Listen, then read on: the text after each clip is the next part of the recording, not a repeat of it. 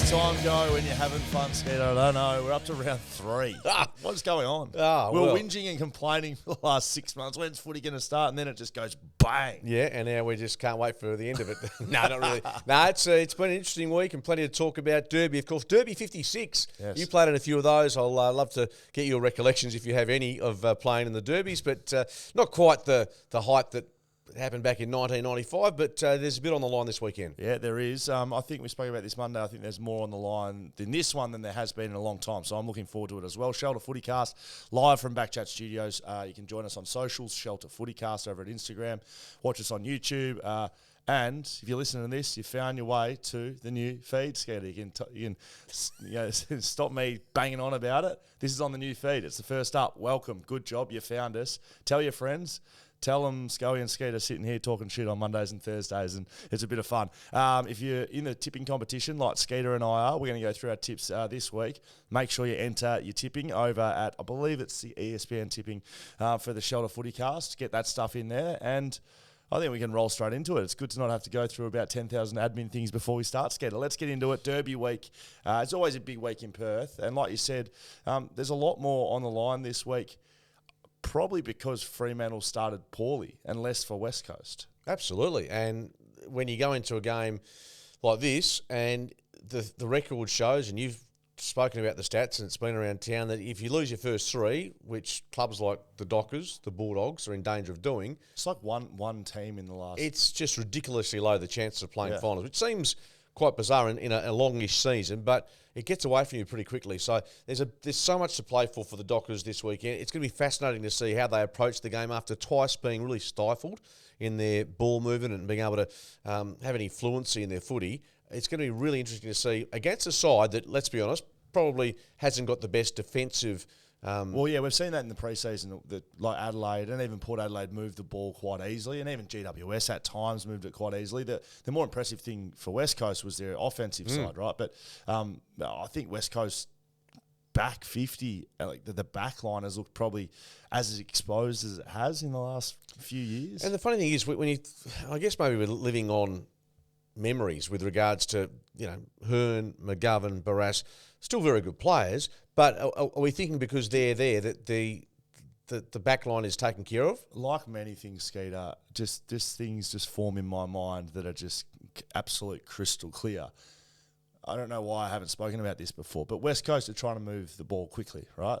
They're taking more risks, being more aggressive, which leads you to turn the ball over more. Well, at least it puts you in positions to turn the footy over more. West Coast have never played that way. And even when they were terrible last year, they were a slow ball movement team, and that's why they were bad. They chip-marked around, but it protected their back line because with slow ball movement, you have time to set up. With this fast ball movement, West Coast Bass is starting to get exposed because it's moving quicker, there's less protection, and there's probably less pressure on the ball with these mid-turnovers. So I haven't really spoken about that much. It seems pretty obvious in my mind why it's happening, and Tom Barras has been one of the best and fairest last year. He's had some goals kicked on him to start the year. That's probably why. Yeah, and you mentioned slow ball movement. I reckon last year they did try on a couple of occasions, maybe against Richmond and Sydney. Sydney rings a bell, where they tried to move the ball quickly in the first quarter. They just absolutely butchered the footy, and the defence completely had no chance. So what about the Dockers? So they were coming into this game. If you talk about the mindset, right, they're coming in, they're moving the ball too slow, their midfielders getting touched up. Luke Jackson's been all over the back page of the paper and singled out, and I've had some words to say about Skeeter, and you can feel free to ask me some more if you like. They're copying it, right? I think this is a real... West Coast will know it's coming. It's not an ambush. Like Fremantle have got to make a stand here, and I expect their very, very best in this derby. I don't think they'll beat their very, very best because you just can't go from what they've produced to being back to top 4 material. I think they can win. They will win, in my opinion. But I don't think they can just go from 0 to hero in the space of 1 week. I will ask you, and just on the Jackson thing. Now, I'm going to play devil's advocate because I totally read your stuff. I agree with it. I was quite balanced. Look, be as critical as you want because it's your opinion. Thanks, Skeeter. I've had a few of these interactions on Twitter of people coming at me saying you can't say. I don't say whatever I like. Yeah, it's your opinion. Absolutely. I've got no issue with it, and I agree with most of what you've got to say. Devil's advocate. I guess if Luke Jackson had kicked 10 goals in 2 games. And the back page was Jackson, the hero, and the papers all over him. Action Jackson instead of no Action Jackson. Are we then pumping his tyres up too much? I agree with what you're saying. I just wonder, footy clubs, for instance, don't like when you're pumping someone's tyres up, and obviously they don't like it when you're getting smashed. And at the moment, he's a 21-year-old bloke that's trying to find his way in footy at a new club. I think that's the point. I mean, the devil's advocate that was put to me was like, if that was Nat Fyfe, which it was the week before, to be honest, I saw the back page about Nat Fyfe, or if it was Shannon Hearn, or if it was a Luke Shuey, that been in the game a long time, runs on the board, not performing whatsoever, just signed a massive deal. I don't know. Maybe Jeremy McGovern's a good example. Would I be as outraged? No. So I think it's the age factor, the experience factor, and the position factor. Like it's just tabloidy trash. Like it doesn't. It's not. There's no evidence base behind the actual article. It's just looking for people to be outraged, and they've got me outraged. So well done, West Australian.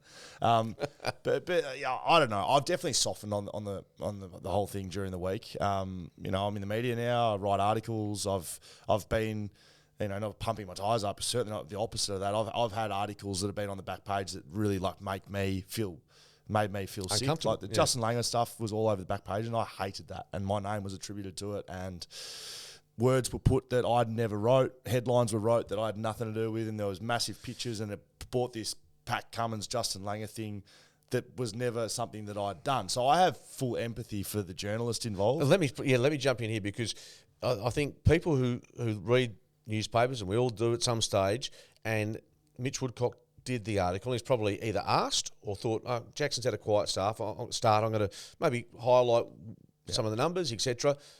Bear in mind, he's not the guy. He's not the subby that puts those headlines on, and rightly or wrongly, and I totally get it, because I'm a journo, that you are trying to attract eyeballs and trying to get you and me to pick up a paper. So I get it. I understand that. Can we go into even a bit more depth, how it actually works, or how it works for me, or how you've written articles before?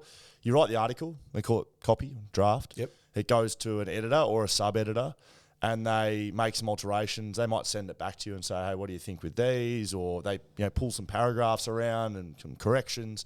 You then submit maybe a final, but then it's still up for the top editor to go, oh, well, I don't like this, or I need to get this go harder, or, it's pulled apart a little bit. But then the copy is ticked off on, okay, I'm happy with those words. That's my words, my name, tick. It then goes to the social team, the headmasters, all of that. They pull headlines out, and it has nothing. You don't get any chat about that, right? I think that's the element that really gets to hurt the journalists at times, because they've written a piece which they're even you got to tick off on it, relatively comfortable with. You can still be feeling uncomfortable because it's going to cause a backlash. Yes, but the headline is often the one that journalists are uncomfortable with seeing, and obviously the person who's the subject matter can feel very hurt. So the headlines are the ones that, by and large, that stick in people's minds. Or like the little tag hanging underneath Jackson's arm. That's the journalists aren't doing that. You're not jumping on Canva and putting a nice little bit of clip art maybe for you, Skeeto. It gets takes a life of its own a little bit. So that's why I have empathy, and I'm not really having a crack at the individual. It's more the industry. And this is not just the West. We see it in a lot of papers where the Sydney Telly, exactly, the Herald Sun. Yeah, but TV, totally. We're talking about it before. Caroline Wilson going off and don't start me on that. Alistair Clarkson's showing emotion. That to me is blows my mind that she would be critical of Alistair Clarkson's behaviour. In this instance, we're talking about. I would say Caroline Wilson's an incredibly intelligent woman, and she knows exactly what she's doing. Well, what is she doing? Well, she's getting idiots like you and me to talk about it and be outraged. But she's a seasoned journalist. She doesn't need people to be looking at her work and going, she's an award-winning journalist. She has a reputation that spans many decades. But the negativity from me on what we saw on Footy Classified, just in case you haven't seen or heard it, she was not happy with Alistair Clarkson high-fiving his players, smiling, the joyous sort of moments that he was having when they got to 21 points up against the Dockers. She said if they'd lost that game or drawn that game, he would have been made to look foolish. I don't see that. I see a guy that was embracing the moment. The players were on the cusp of something pretty special. If they had been beaten amazingly through that last moment decision, then of course he would have been. The mood would have changed dramatically. But you can see he's embracing being with his new players, and I think they love it. That's why they're 2-0, and may it continue because for heaven's sake, we want friggin' robots. Correct. Or do we want personalities? I'll take the personality every time, whether it's good, bad, or indifferent, as opposed to some of the nondescript behaviour we see from coaches at times. Clarko, brilliant. Well, I couldn't agree with you more, but if I can play devil's advocate, Caro would have sat down with 3 ideas with her producers, and in the end, she would have had to tick off on it, but they would have had 3 ideas, and the other 2 would have been like, oh, not as strong. That's really strong. You're going to have to deliver it. And she has to live and die by the sword, like she does with everything else she does. But in the end, she's making a product that Footy Classified gets people talking. That's what it's there to do. So I think sometimes, Kane Corns is on there, Caroline Wilson, Matty Lloyd, says some stuff as well. That's what it's there for. So if you take a step back, that's what they're doing. But saying all that, you're 100% correct. Like we want Alistair Clarkson to put it this way. I think her reputation over many years is about being logical, reasonable, giving a story. And that's the logic. That, to me, that didn't quite fit the narrative of what was happening when I was at the ground, and you were as well, as to what Clarko was trying to do. But we disagree. But guess what? It's an opinion-based business, and she can have her opinion. I'll give you a couple of quick fires. Nathan Broad, 4-match suspension. Over, under, same. Happy? Bet on the money, I think. Yep. They were saying his character is good, and so therefore he should get off. Sorry, that's... That is irrelevant. The character is so irrelevant. I'm the best bloke in the world. Well, I'm not, but... let me show another example. I'll have a beer with anyone. I'll get good character. Andrew Gaff, really good fella. Yeah. But guess what? He can't hit people in the face. He got the penalty he deserved for whacking Brayshaw. Andy Brayshaw, yeah. That the character's got because it's a physical contact sport that you're making decisions in a split second. You're not thinking about if your mother's brought you up right or not. If you've gone to court over something which is fraud or something, what's your character? I mean, those sorts of things. I think I don't think they're bringing that into account either. If you're stealing money, you're stealing money. Yeah, that's true. No, character's a very weird one to put into a defence argument anywhere. I'm glad they ignored it. I think 4 weeks about right. We don't want that action in the game. That needs to be out of it. Ash Sampi, we saw him in the Owls game. The older wise, the largest, slower. Yes. Larger and slower, very much on point. Sam Butler, a good friend of our family here, but he was awful, really bad, fumbling, couldn't hit handballs, couldn't hit kicks. So you're saying Nat Medhurst has taken over? Nat Medhurst would be a better football player than Sam Butler at the moment. I mean that's not saying much either because she's a world-class athlete, and Sam's not, right? So if you're listening, Sam, hello. Ash Sampi was out there. I had a look at him. There's talk about him getting this Glendenning medal that Ross Glendenning decided to award to Michael Gardner at the time. Adam Papalia had to fill me in what had happened here. 20 years ago. I had no idea. I've never heard of this. I've never heard of it before. And he was like, why haven't you heard of it? I was like, well, living in Victoria. But also, when you've come here, it probably hasn't been mentioned amongst the players. It still probably hasn't been. The only reason that it's come to light is because Samps was at the game. We interviewed him on 6PR. Then Craig O'Donoghue interviewed him from the West and asked him about going back all those years. You judged the best player on the ground, but of course Roscoe, who is love character. He's a great bloke. Love him. He's one of my. I thought you were giving a character reference. No, well, I'll give him a character reference any day of the week. I love him as a bloke and as a footballer. What we were talking about before. But I'm saying. So yes. He apparently, well, we know what happened. He thought that Gardner was best on ground, and he thought he had the right, I believe, to overrule what the judges had to say. So anyway, that's transpired. Gardner gets it. Samps misses out.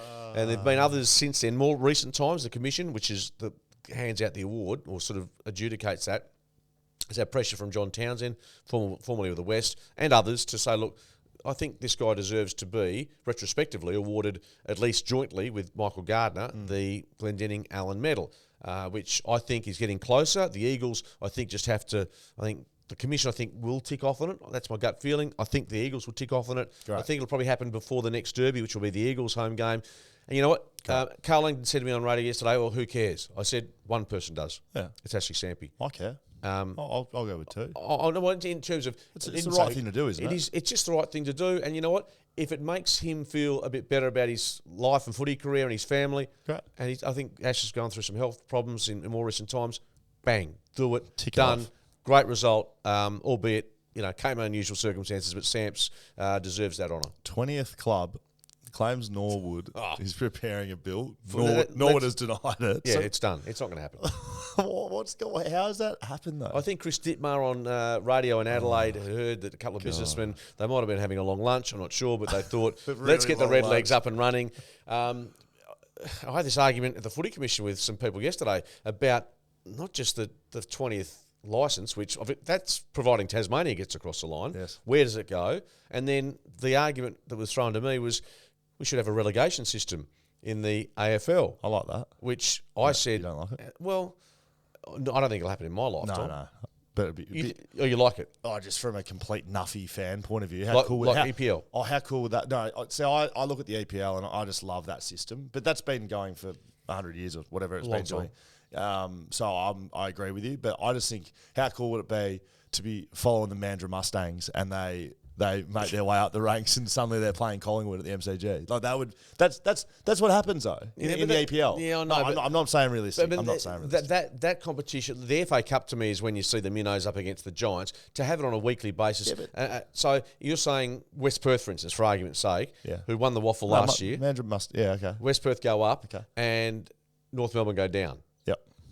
So West Coast, what happens West Coast go down. West Coast go down. So West Coast play, they're up there. You've got West Coast Guns playing in the waffle, or wherever they're playing, or the reserves. There's a bit of work to do. I'm just saying I'd enjoy watching it. That's all. And so, and here's another example: the Gold Coast Suns and GWS. They could be playing in the VFL. Both finish second last and last respectively. They drop out of the AFL top tier after $4 squillion have been spent on them. We could have done that 3 or 4 years ago for Gold Coast. Probably. So it's not going to happen. But look, I like talking about it because it's outside the square. Let's try and see if we can get 20 teams up first. Where's the 20th licence going to come from? 18 good ones. There's a couple of teams, Maybe cut it back to 15. Will Schofield, Mark Redding, Shelter FootyCast. We've been through this one a little bit. We always start with the western side of things. Fremantle v West Coast, 3:20 Sunday. It's the last game of the weekend. Fremantle chasing their first win of the year, which is outrageous. GWS against West Coast last week at least puts my West Coast top 8 with some sort of possibility. And if what happens if Freo lose this? I know you're picking Freo. I'm picking Freo. I'm actually pretty confident about Freo. And I'm not confident about Freo, but I am picking them. Well, yeah, on what we've seen, absolutely, you've got the right to. I think it's more on the mindset. They've got too much to lose this game. I agree totally. And what happens if they lose? Well, done. Not playing finals. That's what it means. It means we're in for a long year in WA footy because I don't see the Eagles playing finals. Mind you, they'll be 2-2, but their run after that is very tough. Wow. That will be. Not a fall from grace, but I mean the expectation. It'd be a disaster. If they don't play finals footy this year, full stop. A disaster for a team that I think which hasn't had that expectation for a long time. No, but that you got to embrace it. You're saying, yeah, of course. And they've got the team to play finals. And so look, let's wait till Sunday afternoon. We might walk away from there. And Fremantle have won by 6 goals, and we've seen some really good signs. And I personally think if there's going to be a player that really embraces the challenge and leads from the front. He was very quiet last week. I think Sean Darcy, for me, is the guy against the West Coast ruck that's going to be depleted. I've got him down. Not that I'm judging. You are. The Ross Glendenning Ben Allen medal. I think he's the guy that's going to be instrumental in guiding them to victory. I think he's going to have a big game. Is there going to be any changes? I think, look, certainly from a West Coast point of view, I might be wrong. But when you look at the possibilities, their rucks, they didn't have Nick Nat, who's not coming back. Yoey's not coming back this week. We know Jamison's injured. I think they'll use Jake Wardham as a backup ruckman to Bailey Williams. Unless there's an injury, I see absolutely no reason. I think it'll be the first time, I don't have the numbers in front of me, first time in a long time. West Coast haven't made a change. Well, bear in mind, last year it was like, all over the shop. Might be more than a year that they haven't made a change. The only one that they may look at is the sub, whether or not they go again with Hewitt or they put a Petrocelli who played well in the waffle or Zave O'Neill. But again... unless you change the subs to being... Is it Chesser and then putting Hewitt? Yeah, I don't know. Something like that. But I think their squad, will be relatively unchanged. Speaking to Simo during the week, it didn't sound like he felt Hewitt... Well, he literally said Hewitt's not ready for a full AFL game. So he's got some talents and some things that he can do is that it's AFL ready, but he's not up to playing a full game. So whether that's fitness or experience or... And do you want to give him the subs vest in a game, or would you rather see him play... Although I think there is some practice match activity in the Waffle for the West Coast Eagles this weekend, I think. So Fife a chance of playing for Fremantle. I mean, that would be a big in if he does play. The plantar fasciitis, look, you can have surgery, but it's like a 3-month recovery. I think they've gone past that point. If you're going to have surgery, you've got to do it in the preseason.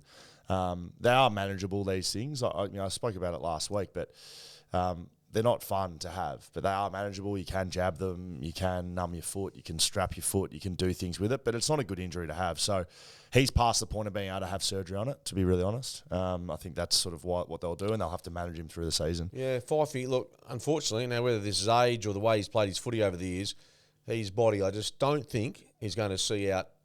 We know it's not going to play a full year this year, given he missed last week.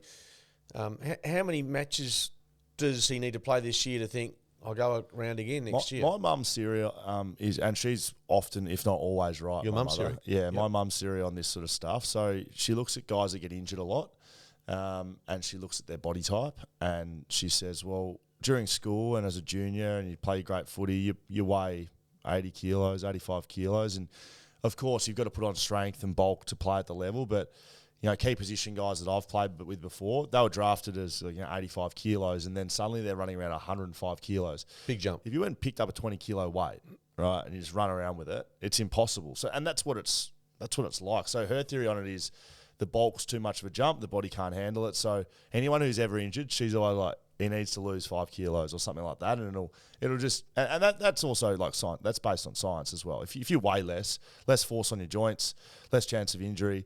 But of course, you can't compete against bigger bodies. Like so there's a downside. Yeah. So look, bottom line is, I don't think Schofield coming in with the hot news. Yeah, no, mate. Mum's advice is great. My mum's advice when she goes to the derbies, if the Eagles don't win, then she thinks they're either duds or if they win, of course, they're heroes. You know what it's like as a fan. They go there and they're not trying. They're not trying, Mark. Just kick it. Just kick it. I don't think Fife will play, and I reckon there might be minimal changes. The only thing I would do is I think you've got to have Walters move off the sub, set up, kick 2 goals. I wouldn't necessarily say Buddy Banfield back to being the sub, but he kicked a goal, had 16 touches. I think, in all honesty, if you're going on last week, and that's purely alone, and not what he'll do in his career, but Jai Amos had 3 touches. Matt Taberner has obviously had a quiet couple of weeks, but you can't, throw out the whole forward line set up. Yeah. I think probably Amos is the guy that might slide out this week as a guess. All right, well, there you go. You're picking Freo.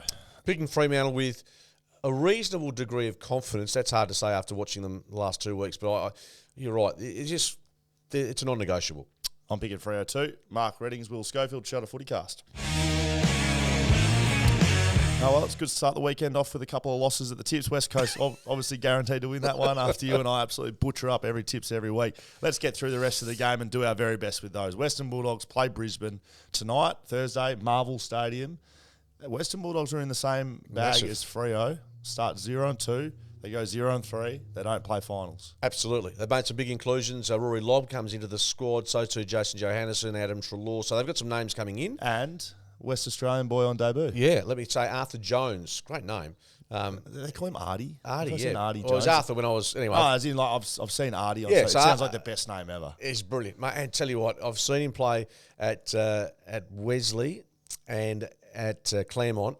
He's got some wheels, and he's going to be exciting. And really? Marvel Stadium will suit him to a T. Was he like a forward, mid, top? Well, he played back at half back when I was doing stuff on him in the PSA, but he's been named on the wing.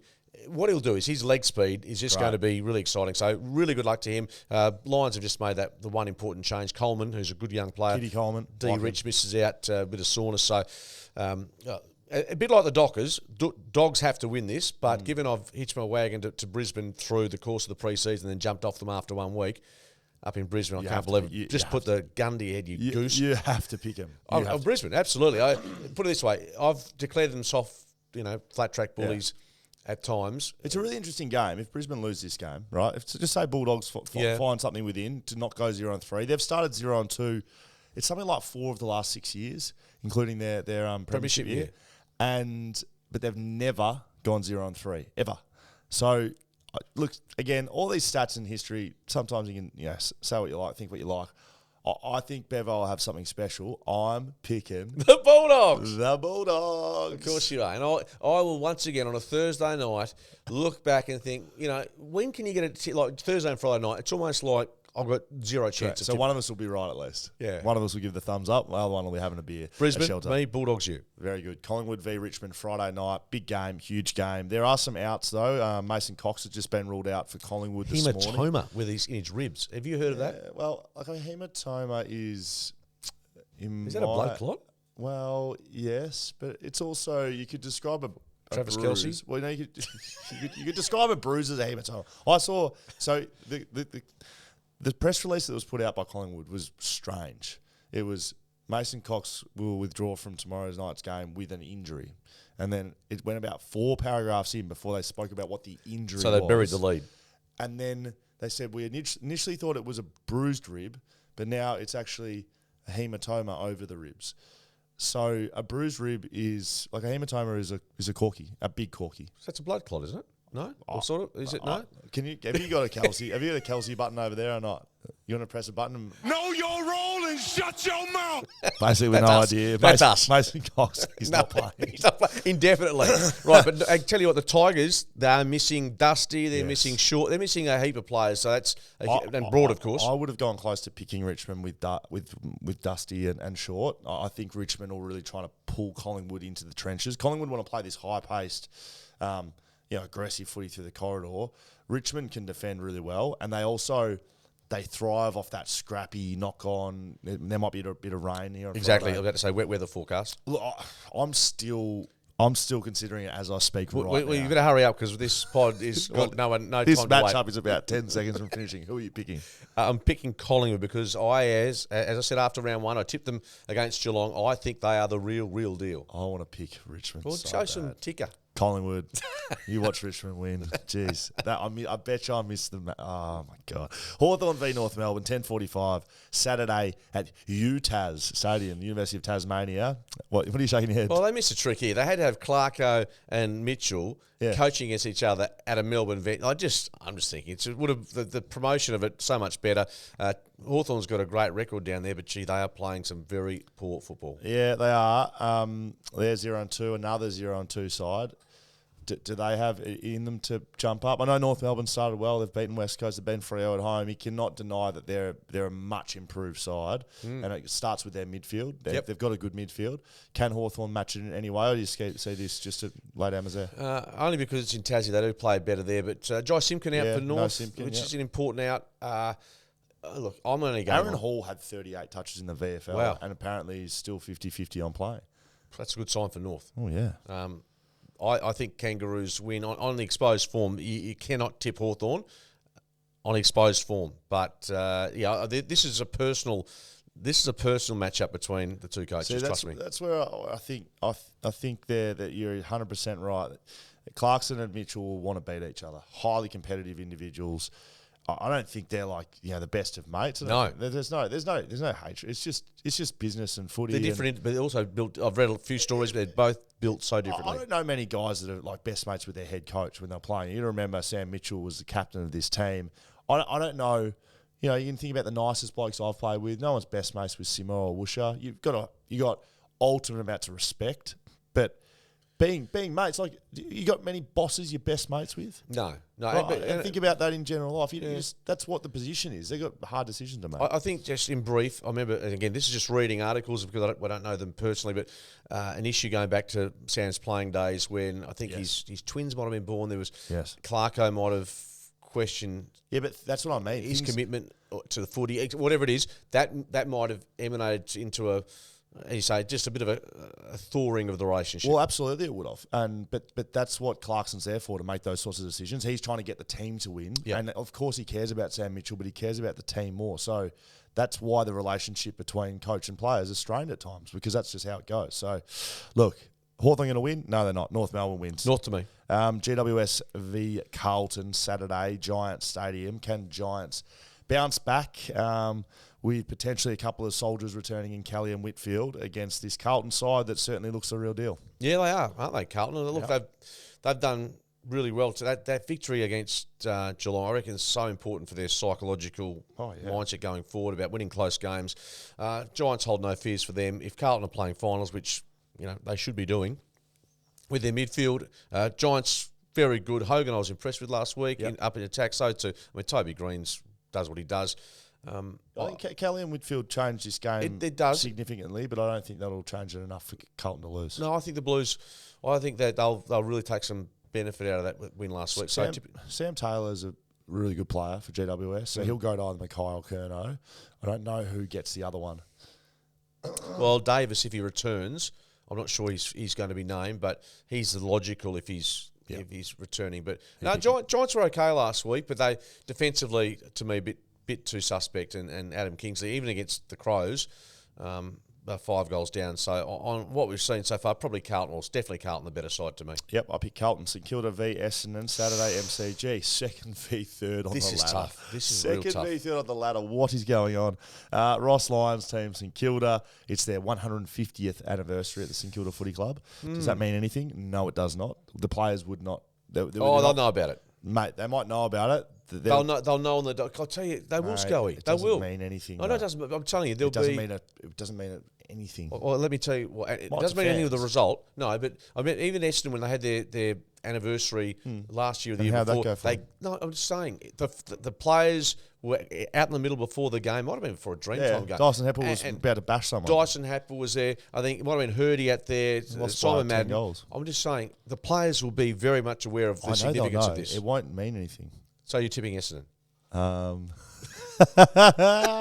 This is a tough game because St Kilda's lost Jack Steele. I don't know how they're winning matches of footy, to be honest with you. I didn't see them against the Bulldogs because we were working on another game, but I actually can't fathom, and Essendon's not that good, but their midfield, I think, is playing pretty good. Dylan Shield I've been impressed with. Jake Stringer could come back in the mix. They look like they've got a defensive aspect, Essendon. True. Like they've got forward line pressure. It looks like their mids have some sort of system behind them. When we've just seen them for 10 years just running around like headless chooks. You know, I think I was calling a game against the Eagles last year. That was the angriest I've ever seen you with it. The defence was non-existent. I think I tipped them as well. That's why I'm pissed. that's why I'm picking Essendon. I'm picking Essendon. I think I've tipped Essendon as well on the basis I cannot believe that St Kilda, without Jack Steele, can be overly competitive. But Ross will find a way. Don't worry. Ross will find a way to make this a grind of some description. Yeah. I agree. The funny thing is I did my tips last night. I can't remember who I've tipped in any of these games. So what we're hearing now could just be... Puparama, yeah. Port Adelaide v Adelaide, the derby, the showdown. Look, before we get into the game, there's been a bit of talk about Fox Footy covering this from the hub, or what do they do in Melbourne? Thoughts on that? Any thoughts? Selfishly speaking, as a broadcaster, and I'm sure the blokes that are calling the game from Melbourne, they'd prefer to be at the game. Yeah. That's my gut feeling. It's an hour trip. It's not that we know it's a cost-saving measure. Seven does travel, to my knowledge. Fox haven't been. I think Seven do less games than Fox. Possibly. Yeah. Again, this is neither right nor wrong, but does it make it easier for the viewer? I don't think it makes a massive difference, but as a caller, I'd to be totally honest, I'd love them to use people in the states the matches are played. Yeah. So if you've got Adam Papalia and whoever it is, put my hand up to be involved. Absolutely. It'd be nice to have local callers do it, or certainly people based in that state. I'm not sure why we don't have the ability to do that. But the travel factor, doing it from the hub, I think sport's going that way, Scully. Yeah. Olympic Games, I've done quite a few now where you're sitting in a hub. And I'll be honest, 6PR, we do. I'll be doing a game on Saturday between the Giants and the Blues, sitting in the studio watching it off the TV. So it's pretty hard to bash Fox when I'm involved in a business that does that as well. Yeah, I agree. I think it's sort of the way it's going. I think a lot of the time you probably can't tell. Like the Fox games in Perth, like they've got a bit of a local team, but they've usually got one or two in Melbourne. So, the way that's set up, and this is just a bit of insight for people listening. So I'm on the boundary, and I'm obviously on the boundary. You got Adam Papalea, Matt Pavlich upstairs, and then usually there's a Dermy Brereton, it was on the weekend, in a hub in Melbourne. So they don't fly Derm over, but it sounds like he's there. So it's done pretty seamlessly considering. But ideally, I for the aesthetics of you paying all this money to broadcast a game, it's ideal, and I'm sure that most people involved would say, ideally, yes, be at the ground. Yep. Port v Adelaide. Look, I don't think there's going to be many changes to this. Reading through the notes, we've seen Adelaide competitive to an extent, but they're 0-2. Yeah, they've had their first halves have been disgraceful against the Giants and against the Tigers. They were 45 points down. It was like a training run for the Tigers last week. And so Port Adelaide come out and spank Brisbane, spank them, and then get spanked by Collingwood. So I don't know where Port are at either, to be honest. Well, I think they're better than Adelaide, and for me to go on the record and say, look, they a home game for them, they'll be winning the showdown. And to tell you what, I know we're in Perth here, but we speak about some of the Caro commentary, and we know that Kane Corns is the Jason Horne-Francis. That's got a life of its own. He was being booed by Collingwood fans last week at the G. I don't know if you've heard that. I did.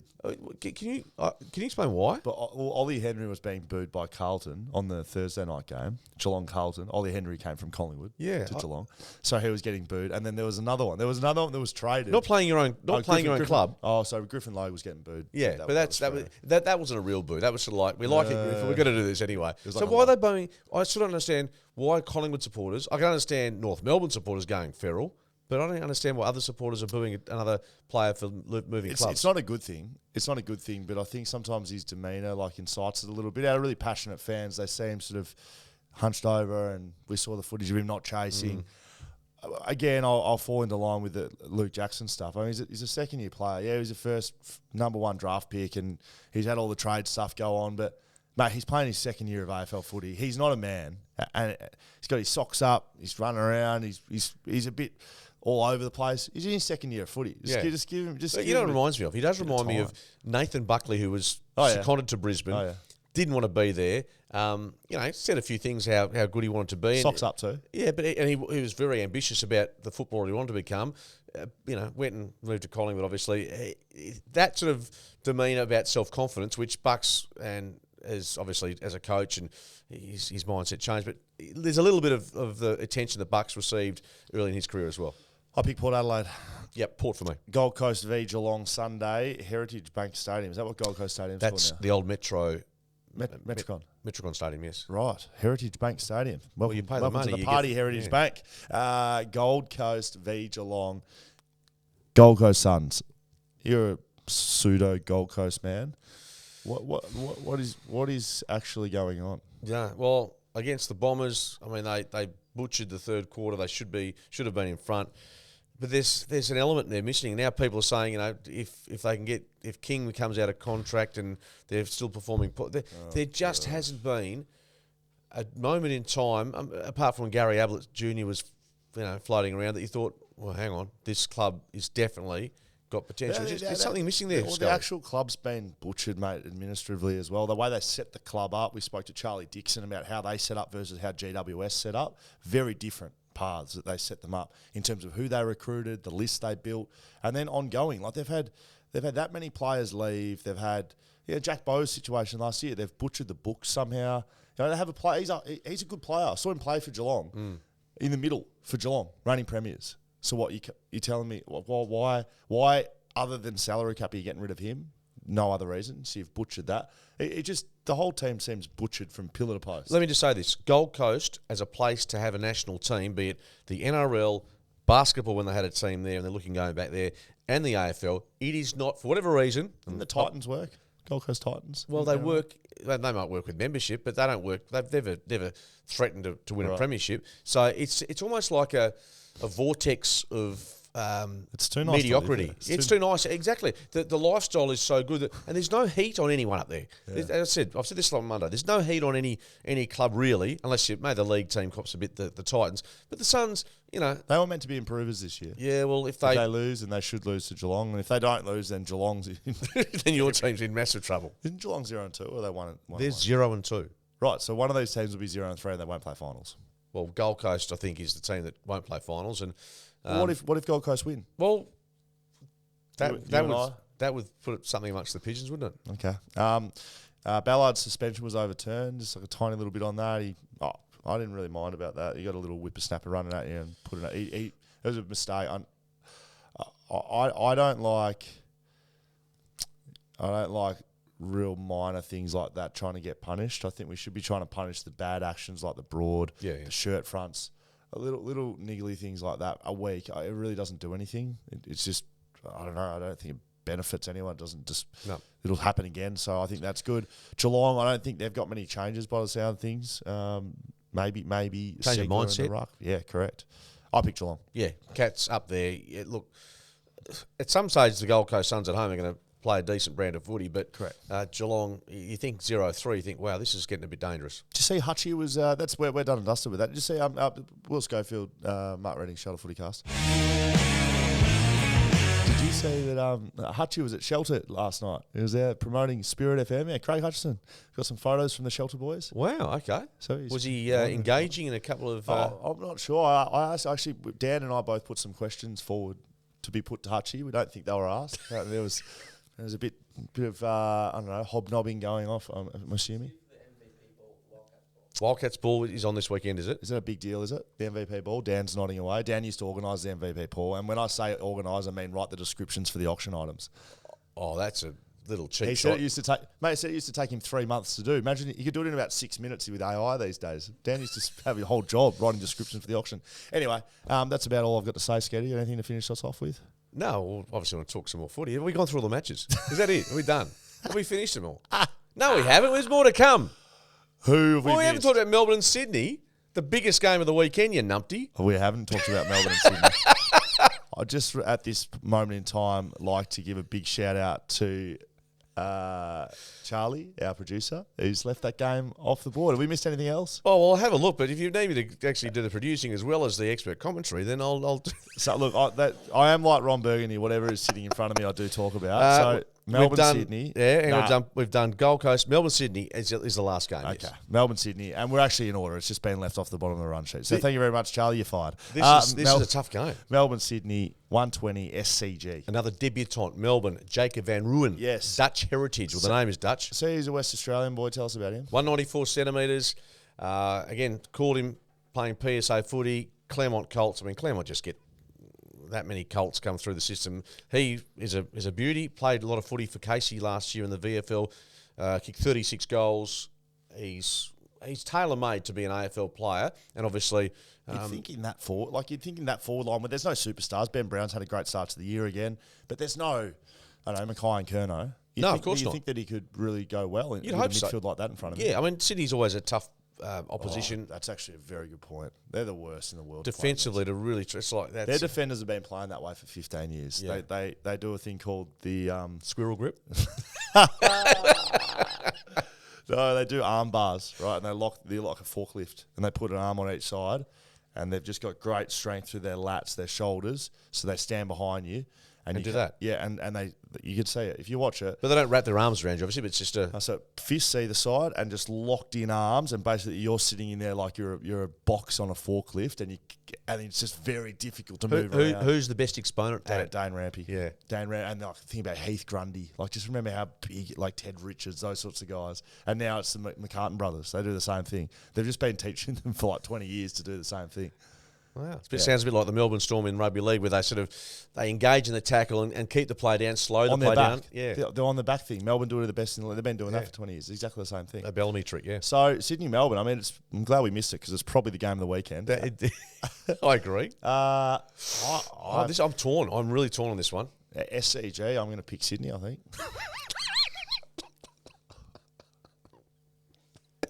It's the MCG, Scully. Look at how much Skeeter's loving this. You For idiot. fuck's Know sake. your role and shut your Just mouth. fucking wrap it up. Tell me who you're picking. It's at the MCGs. It's a Sunday afternoon game. Look at Zeta. You idiot. I love it. You absolute idiot. So who are you selecting? Give it to Fucking the fired, Charlie. MCG. Oh, mate, Sydney. I'm just going to say it's Sydney. Oh, Of course, I'm picking Melbourne at the MCG. Yeah, Deeping Melbourne. I'm picking Melbourne. Look how happy you are. That's so good. No, I'm tipping Melbourne as well. I just, show FootyCast. You know where to find us. Just do it. See you at the Derby.